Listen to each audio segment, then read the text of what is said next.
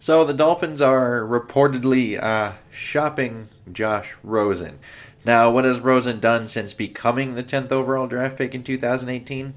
Not much, but his first year he completed 55.2% of his passes for 2,278 yards through 11 scores, but 14 interceptions, a 66.7 quarterback rating with 5.8 yards per attempt.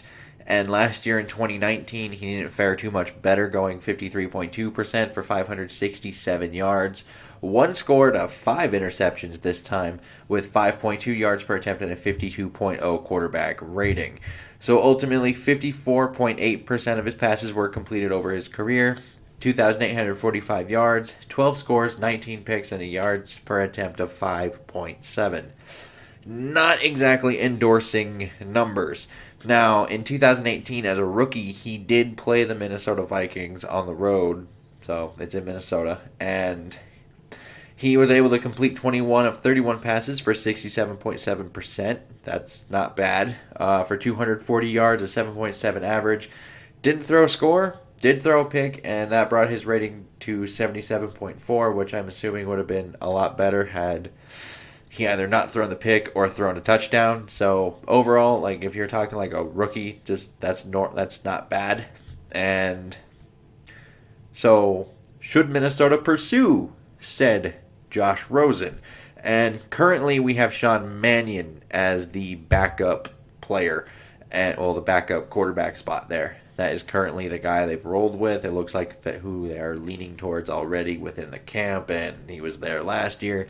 A lot of people in the fan base do not like Sean Mannion. And, Rosen may not have lit up the scoreboard, but Sean Mannion has yet to throw a touchdown pass in a regular season game after being a third round draft choice back in 2015. Now, Rosen's skill set, it does fit into what the Vikings like to do. He is a pocket passer. His best thing is always, stay in the pocket and get him on the move with those play action fakes. He fits right into the scheme. And back at UCLA, he was a very accurate player, and he wasn't afraid to take shots, which is kind of why you see the percentage lower at UCLA than it probably should be. There were a lot of times where he was playing a lot of hero ball. He kind of felt like he had to do a lot because, remember, UCLA hasn't really been the best program as of late, and he, was probably one of their best players, if not the best player on, the team back in those times. So a lot of times he was kind of doing more than he should, and it kind of showed in the numbers a little bit. And you can, when you were watching him, that's another thing. And yeah, it's not so he does fit schematically, which is nice because all of a sudden we don't have like some blazing quarterback scrambler type where we're going to have to convert to some spread offense. This is the same offense. We can run the same thing that Kirk does if we were to acquire him. Kirk goes down, Rosen comes in. Clearly, at that point, you can run the same thing. Now, I know people wanted a scrambler, and they aren't going to like the fact that Rosen does not have blazing speed at 4.92 in the 40 when he ran it. And just for a reference, Kirk ran a 4.84. So, yeah. So why has he had limited to no success? And I think it's a combination of things. I think the first thing I would look at is if you look at the situations he's been in, Arizona was almost a retirement home when he went there, and they kind of shipped him off after one horrible season that I think most saw coming. And then he went to the tank for Tua team, and even so, that's another situation that you really don't like if you're a quarterback. So I don't think those things have helped. And this is more of a me personal thing, I will say that. But when he was going through the draft process and things like that, and I just heard him talk, something felt off to me. Like, he seemed very egocentric to me and more likely just to blame coaches and his teammates for problems that were happening. And not saying that's the case, but you definitely don't go to the public and do that. That can create, toxic problems within locker rooms. And to me was always something that's like, I don't know if I look for that in like a franchise quarterback kind of thing. And I'm not talking about the other interests kind of thing that kind of gathered, a lot of attention during that same draft process. A lot of people had an issue with it that he had other interests. That's not really where my issue comes in. It's more of, are you going to blame the locker room, or are you going to kind of come in and handle those things internally? That's kind of where my issue came in, and wasn't something I really thought of a perceived kind of franchise quarterback should be doing. But as a backup, you can get along with these things a little better and see if he fits into the locker room, kind of those things. So it should be a lot more fine that way.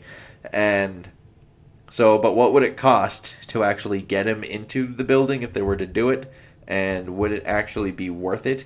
And I would say, since they're shopping him now, it could definitely be worth this risk, because the deadline is on Saturday. So it's not unrealistic to think that they are considering cutting him at the Saturday deadline if they cannot trade him.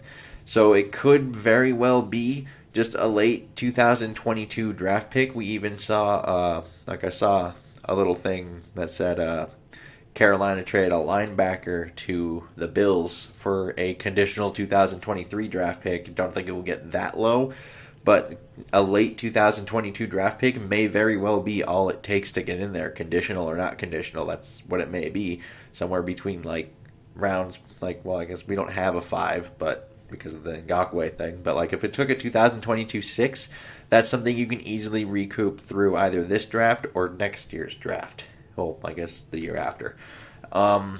So it very well could be worth it. I do think it is worth it, to be honest, considering the natural talent he has and how low I think the draft capital would be to actually acquire him.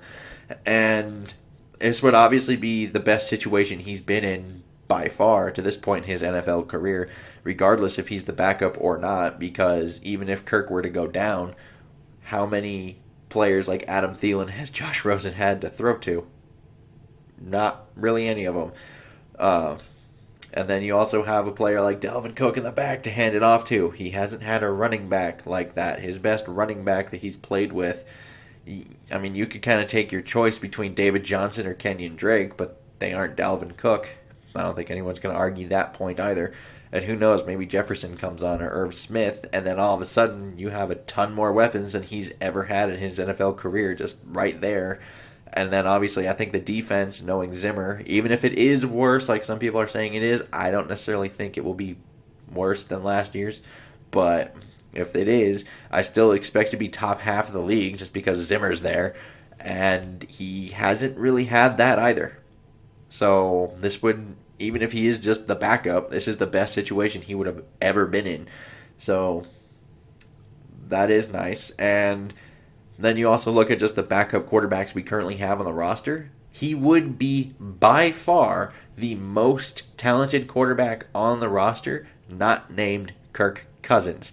And even if it didn't go relatively well, and the experiment doesn't really, go smoothly here, I think you can relatively, easily cut him there. And if it does go super well, what we could be talking about is something kind of odd, because he does have a 5th-year option open for 2022. That is the same year. Well, that's the last year of Kirk Cousins' contract right now. He's signed through 2022. And the thing with that is he has a $45 million cap hit that year.